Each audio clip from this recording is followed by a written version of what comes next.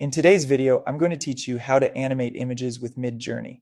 By the end, you'll know exactly how to turn a still image into a smooth, eye-catching motion clip using Midjourney's web tools.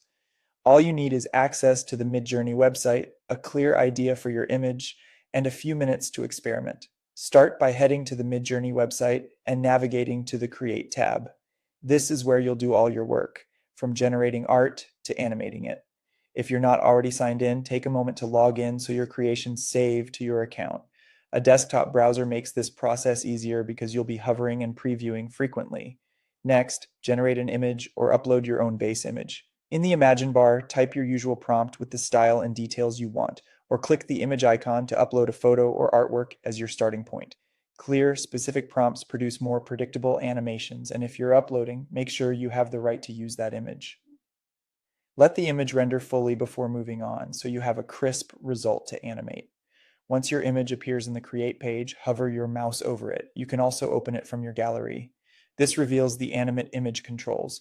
If you don't see them immediately, give the page a second to finish loading. You're looking for the animation buttons that appear directly on the image or below it. Now choose your animation type.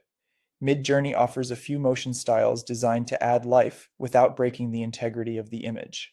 Think of these as different camera moves or motion treatments. Some create gentle parallax depth, others add a subtle zoom or a more dynamic sweep.